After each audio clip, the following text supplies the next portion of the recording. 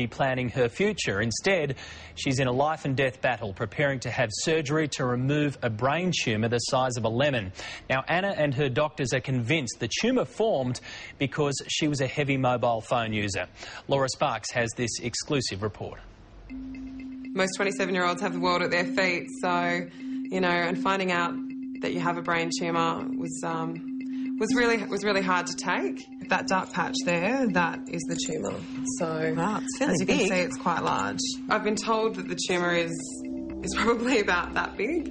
And that's just here? It's positioned right there. I do think they should probably take a little bit more responsibility. I mean, I don't really want to go pointing the finger or anything, but I guess they're making a lot of money out of these mobile phones. She's a beautiful person who has done nothing wrong, and that's unfortunately brain cancer. It's indiscriminate.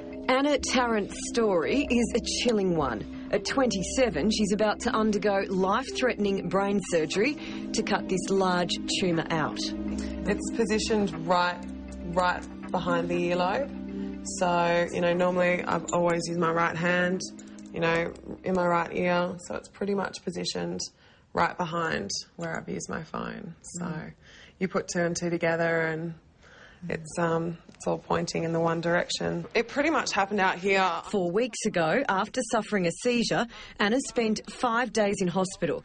She was eventually diagnosed with a glioma, an aggressive brain tumour. I think I was initially in shock. That was pretty hard to take, especially when I've had no history, there was no indication. Since her diagnosis, she's been researching how and why she has the tumour. I really have probably used the phone, the mobile phone, about for at least a minimum of 3 hours a day, 2 to 3 hours, consistently.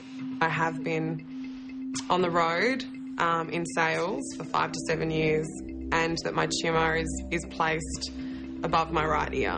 I find that to be quite coincidental. You know, I'm not a scientist, I'm not an expert, but, you know, all things are leading to mobile usage. What sort of duty of care do you think the mobile phone companies have? If there is some way that we can make them more accountable or have warning signs put on every single mobile phone package, then, you know, maybe we will be able to save some lives.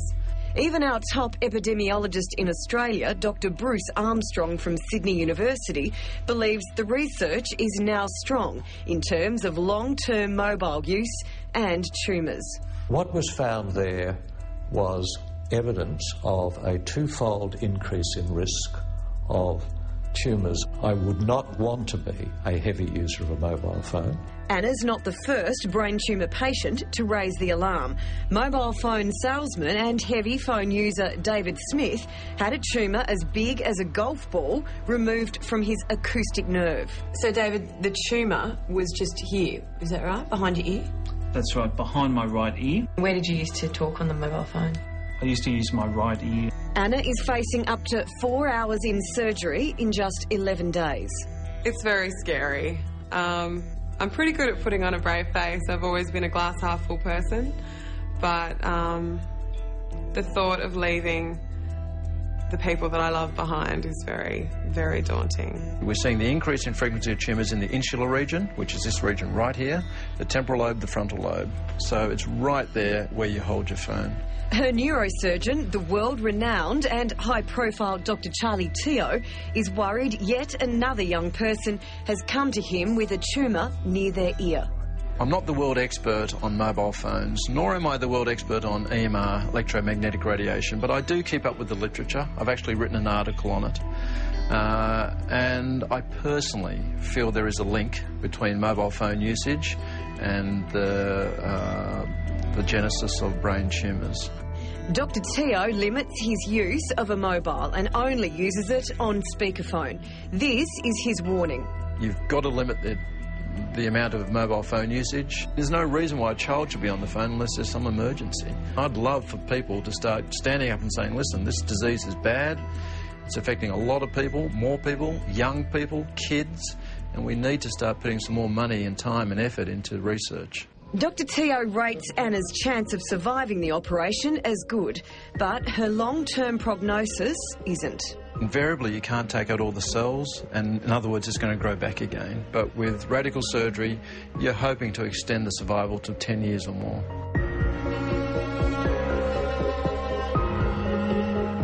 In the days leading up to her surgery, Anna's mission is to get the message out, particularly to parents who issue mobile phones to their children for safety reasons. I just hope that in some way that this interview can make people think twice before they answer their phone without using a hands-free, and maybe parents think about the responsibility that they have to their children. Wouldn't it be better to take that precaution and avoid something like that happening to your child or to yourself?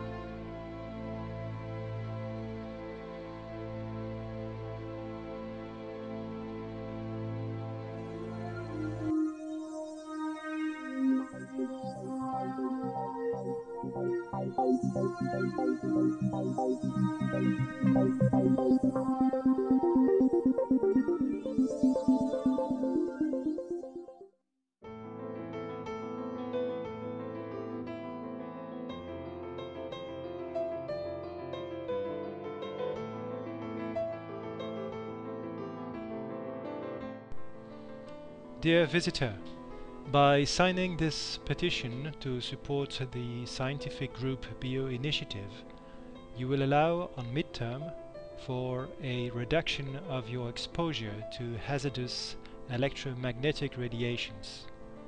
For improved diffusion, this petition is available in many languages, including English, Spanish, French, German, Italian, Russian, Arab, Japanese, Polish, Dutch, Norwegian, and Swedish. With this action, you will protect your children and your entourage. If you wish, you can sign anonymously. Thank you for taking part.